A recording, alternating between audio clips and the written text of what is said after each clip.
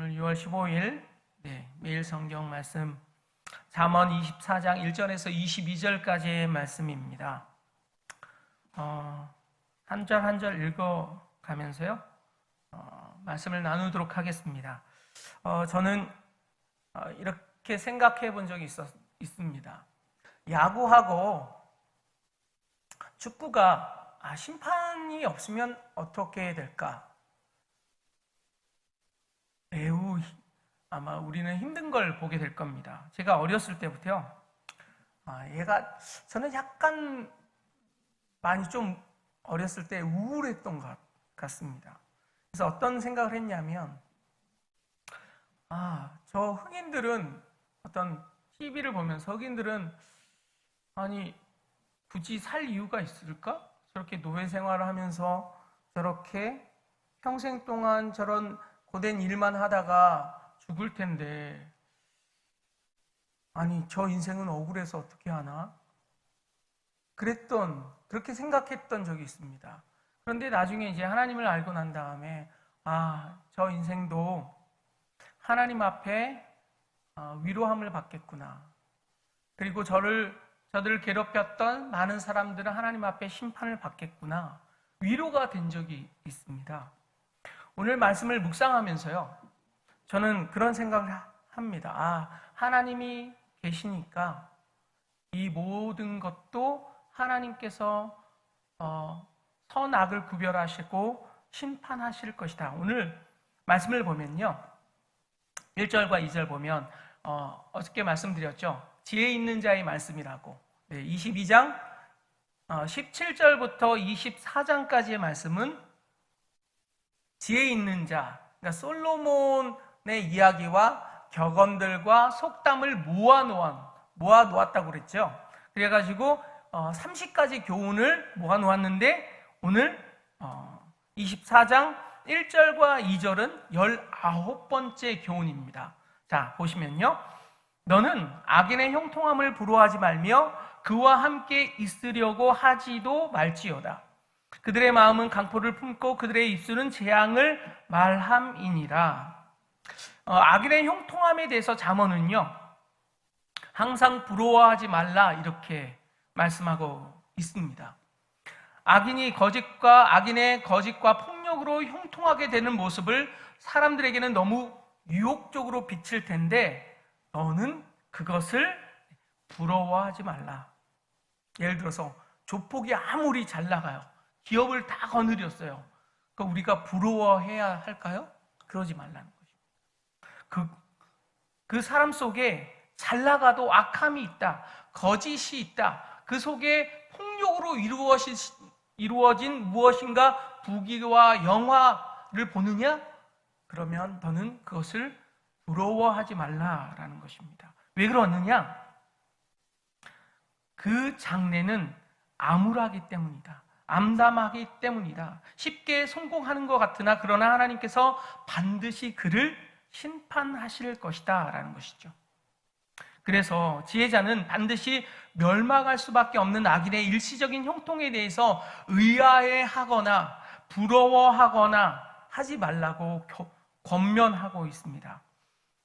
거기에 은밀한 유혹 가운데 저것을 동경하지도 말라라고 합니다. 왜 그러냐면 결국 은밀하게 벌어지는 악한 모습들을 하나님은 그 모든 것을 알고 계시고 또한 결국 심판하시는 공의의 하나님이기 때문입니다. 20번째 교훈은 3절과 4절입니다. 집은 지혜로 말미암아 건축되고 명철로 말미암아 견고하게 되며 또 방들은 지식으로 말미암아 각종 귀하고 아름다운 보배로 채우게 되느니라. 지혜를 얻는 과정을 집을 짓는 과정으로 비유하고 있습니다. 근데 이거를 집이라는 이 단어를요, 히브리어는 바트라고 하는데요, 이 집을 다르게 해석하면 가정 혹은 인생 이렇게 해석할 수 있습니다. 그래서 요 구절을 가지고 사업장 예배를 주로 이제 드리기도 하거든요. 혹은 가정이나 인생, 혹은 그에게 맡겨주신 무엇인가 하나님께서 허락하신 공동체로 해석되어질 수 있습니다. 그래서 보통 인생이나 가정에 대해서 해석을 하는데요. 이 인생에 대해서 그 얻는 것을, 그 집을 짓는 것을, 인생의 집을 짓는 것을 지혜로 하라, 이렇게 비유하고 있습니다. 집은 지혜로 만들어지고 또한 명철로 말미암아 견고히 세워져 간다라는 것입니다. 그래서 삶의 의미를 세워가는 토대가 바로 무엇이냐? 지혜와 명철함에 있다라고 말합니다. 4절은 이제 세워진 집이 무엇이 담겨 있는가 설명하고 있는데요. 지혜의 실질적인 측면인 지식. 이 사람이 지혜와 명철함을 받으면 나중에 삶 가운데는 하나님께서 그 지혜를 통해서 지식을 주시고, 그로 말미암아 집에 있는 방들이 아름다운 보배로 채워질 것이다. 하나님은 이렇게 축복하고 있습니다. 그래서 너희들은 지혜와 명철함을 구해야 한다라는 것이죠. 삶의 원리가 되는 지혜가 주는 삶의 지식을 바탕으로 살아온 인생의 귀한 열매들이 가득한 사람의 인생의 집과 그 집에 가득한 보물을 설명하고 있습니다. 인간의 능력과 힘으로서가 아니라 하나님을 경외하는 지혜와 명철로서만 가정과 혹은 국가 혹은 인생이 든든하게 세워질 수 있다라는 것을 나타내주고 있는 교훈입니다. 21번째 교훈 5절과 6절입니다. 지혜 있는 자는 강하고 지식이 있는 자는 힘을 더하나니 너는 전략으로 싸우라. 승리는 지략이 많음에 있음이니라. 전략가이며 용사인 지혜를 설명하고 있습니다. 지혜를 가지면 어떤 것이냐? 그것은 곧 전략가를 가진 것이고 용사를 가진 것이다 라는 것이죠. 그래서 5절은요, 지혜의 능력을 전쟁에 비유하고 있고요, 여기에는 지혜는 강한 용사와 전략가로 비유되고 있습니다. 하나님께서 지혜를 받은 자는 강한 사람이다, 지식이 있는 자는 힘을 가진 사람이다 라고 설명하고 있습니다. 6절에 지혜의 두 번째 비유인 전략가에 대한 설명이 나오는데요, 뛰어난 전략가의 지략이 있어야만 전쟁에서 승리할 수 있듯이 너희는 지혜를 구하라 라는 것이죠. 무엇인가? 여러분 삼국지 보신 적 있습니까? 저는 개인적으로 유비에 대해서 되게 답답하게 생각하는 사람이거든요. 유비 마음에 안 들어. 이렇게 흐리멍텅한 거야. 이렇게 제가 가지고 있는 게 도대체 뭐가 있어? 그런데 유비한테는 제갈공명이 있었습니다. 그리고 아주 훌륭한 장수들이 있었거든요. 지혜를 받는 것이 마치 그와 같다라는 것입니다. 답답한 유비지만, 제가 생각하는 답답한 유비이지만 유비한테는요, 제갈공명과 그 밖에 많은 뛰어난 장수가 포진되어 있었듯이 지혜를 구하는 사람은 마치 그와 같다라는 뜻입니다. 22번째 교훈 7절입니다. 지혜는 너무 높아서 미련한 자가 미치지 못할 것이므로 그는 성문에서 입을 열지 못하느니라. 7절은요, 강한 용사, 곧 이것이 지혜거든요. 이미지로 사용되고 있고요, 성을 굳건히 지키는 장수의 모습으로 비유되고 있습니다. 어리석은 자들은 결코 이 성을 점령할 수 없다, 접근할 수 없다. 지혜 있는 사람은 그 성이 높고 또한 지키는 자가 강력하여서 그 성문에서 입을 열지도 못하리라. 타지할 수 없다라는 것이죠. 그래서 거만하고 고집스럽고 어리석은 미련함이 지혜를 당할 수 없음을 이야기하고 있습니다. 여기서 성문은요, 주로 이스라엘은 성문에서 모여서 회의도 하고요, 어떤 재판을 벌이는 장소로 사용되었습니다. 거기서 많은 사람들이 모여서 이제 재판을 합니다. 재판을 할 때 미련한 자가 막 따지는데 지혜로운 자한테 그 논리에 이기지 못하는 거예요. 그것을 표현한 성구입니다. 하나님을 경외한 자를 결코 이길 수 없다라는 교훈을 가지고 있습니다. 23번째 교훈 8절과 9절 보시겠습니다. 악행하기를 꾀하는 자를 일컬어 사악한 자라 하느니라. 미련한 자의 생각은 죄요 거만한 자는 사람에게 미움을 받느니라. 8절은 지혜로운 자와 반대로 사악한 자는 악한 계획을 계속 꾸미는 사람이라는 거예요. 사악한 사람의 어떤 이 잠언에서는요, 정의가 어떤 사람이냐? 사악한 사람들은 자꾸 못된 일을 계속 꾸미는 사람들. 그 악한 영향력으로 자신의 영향력을 더 크게 하려고 못된 짓을 하는 사람을 사악한 자, 악행을 행하는 자, 악행을 꾀하는 자라고 이야기하고 있습니다.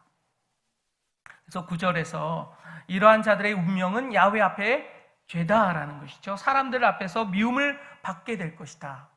그 악한 것이 끝까지 가는 것이 아니라 그로 인하여 그는 사람들한테 미움을 받고 홀로 남겨지는 외톨이가 될 것이다 라는 교훈을 해주고 있습니다. 그래서 악한 꾀를 계속 생각해내는 사람은 사악한 사람인데 그런 사람들은 사람들의 미움을 받게 될 것이다. 24번째 교훈 10절. 내가 만일 환난 날에 낙담하면 내 힘이 미약함을 보임이라. 이거는 유진 피터슨의 메시지 성경에 훨씬 쉽게 표현돼서 제가 읽어드리겠습니다. 위기에 처했다고 낙담한다면 처음부터 그 사람은 별 볼 일 없는 사람이었다. 지혜롭지 못해서 자신의 마음을 단속하지 못해서요, 게으르고 또한 지체하는 모습을 그냥 놔두는 것입니다.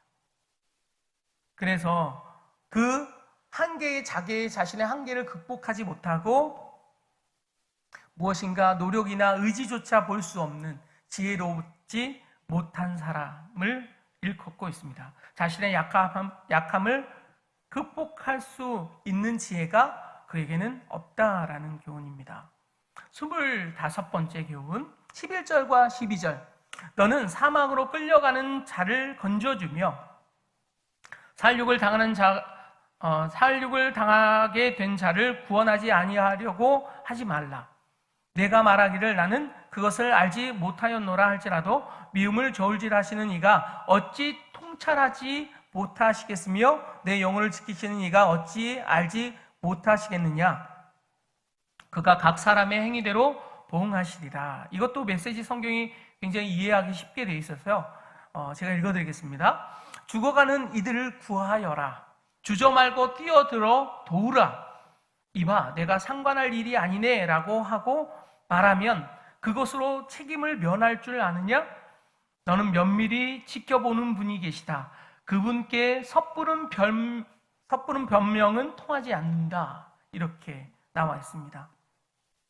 무엇보다도 하나님께서 생각하시는 것은 생명인데 그거를 구하라라는 것이죠. 또한 하나님의 심판 날에 반드시 이 일에 대해서 물어볼 것이다 라는 것입니다. 하나님께서는 빈부와 계층이 나눌 수 없고 남녀를 차별하지 않으며 신분이라는 것으로 구별하지 않는 공평하신 하나님이시다라는 것입니다. 하나님을 믿는 사람으로서 너의 책임을 다하라는 교훈입니다. 26번째 교훈 13절과 14절 보시겠습니다. 내 아들아 꿀을 먹으라. 이것이 좋으니라. 송이 꿀을 먹으라. 이것이 내 입에 다니라. 지혜가 내 영혼에게 이와 같을 줄을 알라.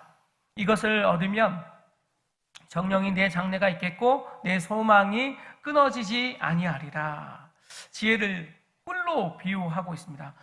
꿀은 고대 근동에서 가장 단 물질이었다고 합니다. 그래서요, 고대에서 꿀은요, 지친 자에게 생기를 주는 역할을 했던 것이 바로 꿀이라고 합니다.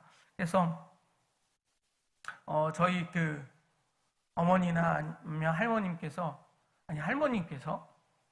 뭐 삼촌들이 이렇게 술을 약주하시고 나서 그 다음날 되면 혹은 술을 잡시고 늦게 오시면 꿀물을 타주거나 설탕물을 타서 주었던 기억이 납니다, 제가. 그래서 지혜는 지친 영혼에게 생기를 주는 꿀과 같은 소망을 갖게 할 것이다 라는 교훈을 우리 가운데 주고 있습니다.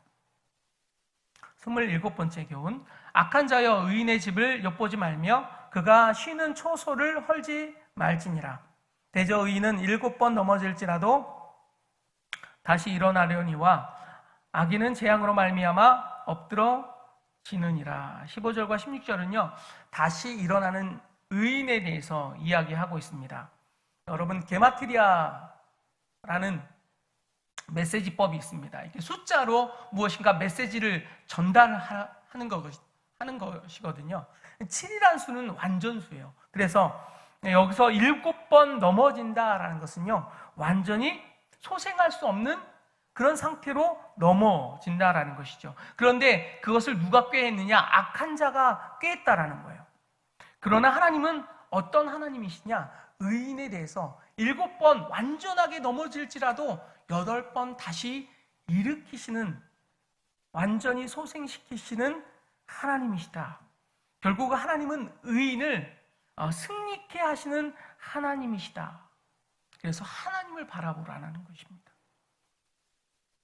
28번째 교훈 17절과 18절의 말씀입니다. 내 원수가 넘어질 때에 즐거워하지 말며 그가 엎드려질 때에 마음에 기뻐하지 말라. 야훼께서 이것을 보시고 기뻐하지 아니하사 그의 진노를 그에게서 옮기실까 두려우니라. 하나님은 남의 실패를 즐거워하지 않는다. 오히려 그것을 역겨워하신다라는 것이죠. 1절과 2절에 나와 있듯이. 그래서 하나님은 원수의 환난을 바라보며 그가 즐거워하면 하나님이 오히려 그 원수 편이 되시고 그를 향한 진노를 철회할 것이다. 남의 실패를 그래서 우리는 즐겨하지 말아야 된다라는 것이죠. 그 태도가 무엇이냐? 교만이고 오만이기 때문입니다. 오직 심판의 주체는 하나님이신데 그것에 대해서 우리가 왈가불가하거나 기뻐하거나 그러지 말라는 것입니다. 하나님은 그런 태도를 하나님은 매우 미워하신다, 싫어하신다라는 것이고요. 메시지 성경에는 이렇게 기록되어 있습니다. 내 원수가 넘어질 때 웃지 말고 그가 쓰러질 때 기뻐하지 마라. 하나님께서 크게 불쾌하게 여겨 그 공경을 불쌍히 보실 것이다. 그러니까 하나님 앞에서 옳게 행하라라는 뜻입니다. 29번째 교훈. 너는 행악자들로 말미암아 본을 품지 말며 악인의 형통함을 부러워하지 말라. 대저 행악자는 장래가 없겠고 악인의 등불은 꺼지리라. 네, 또 다시 반복되고 있습니다. 30번째 교훈에서 똑같은 이 메시지가 3번째 반복됩니다. 죄인을 부러워하지 말라라고 하나님을 말씀하고 계시고요. 악인을 부러워하지 말라는 그 명령하는 그 이유는 20절에 악인에게 장래가 없기 때문입니다. 그것을 제시하고 있고요. 악인들은 꺼져가는 등불일 뿐이다. 그래서 의인은 악인의 악행의 분을 품지 말고 그의 멸망에 기뻐하지 마라. 그 이유는 모든 것이 하나님이 주권적인 심판에 놓여 있기 때문이다. 그래서 하나님은 죄인을 심판하시는 하나님이시다. 마지막으로 30번째 교훈 21절과 22절. 내 아들아 야훼와 왕을 경외하고 반역자와 더불어 사귀지 말라. 대저 그들의 재앙은 속히 임하리니 그 둘의 멸망은 누가 알랴. 공의의 근원이신 야훼 하나님과 그 공의를 실천하는 그 도구인 왕을 너희는 경외하라. 공의에서 떠난 반역자와 사귀지 말라. 야훼와 왕의 반역자를 향한 공의의 심판이 임박했으니 그들과 함께 하지 말라라고 엄중히 경고하고 있습니다. 그래서 하나님께서는 세우신 그 권위를 너희들이 가볍게 여기지 말라라는 것입니다. 하나님이 세우신 권위가 무엇입니까? 곧 하나님이시고요. 또한 부모님이죠. 하나님이 권위로 세운 부모님. 그래서 아무리 연세가 많이 드셔도 우리는 부모님에 대해서 함부로 대하지 않습니다. 왜요? 하나님께서 그렇게 권위를 두셨기 때문입니다. 또한 하나님에 대한 종, 하나님의 기름 부음 받은 사람들, 하나님이 권위로서 그를 세우신 사람들입니다. 그를 가볍게 여기지 말라라는 뜻입니다. 교훈은, 전체적인 교훈은 뭘까요? 여러분 24장을 묵상해 보시면 어떤 것일까요? 하나님은 살아계시다. 그래서 모든 것을 지켜보고 계시고 하나님 앞에서 올바로 너희는 살아가라. 약한 자에게도 악한 자에게도 하나님은 하나님이 되신다. 약한 자에게는 그를 하나님이 보살피시고 악한 자에게는 그를 심판하시는 하나님이시고, 하나님을 그래서 우리는 경외해야 하고 그분의 지혜를 사모해야 하며, 하나님은 주권자이시고 곧 심판자임을 너희는 기억하라. 이것이 잠언 24장의 전체적인 맥락일 것입니다. 그래서 우리는요, 늘 하나님 앞에 하나님이 살아계시고 하나님 우리를 지켜보시며 그 모든 것을 하나님이 선악간에 분별하고 계시고 카운트하고 계시고, 그렇기 때문에 우리는 하나님 앞에 옳게 행하여야 한다. 하나님의 살아계심을 우리는 자각하면서 살아가야 한다라는 것입니다. 기도하겠습니다. 하나님 아버지, 감사합니다. 하나님은 살아 계셔서 우리를 지켜보시고 우리를 선악간에 또한 판단하시며 결국에 그 모든 것을 심판하실 것입니다. 그러므로 오늘도 우리가 하나님 앞에 지혜롭게 살아갈 수 있는 자 되게 하여 주시고 옳게 행할 수 있는 자 되게 하여 주옵소서. 예수님의 이름으로 기도하였습니다.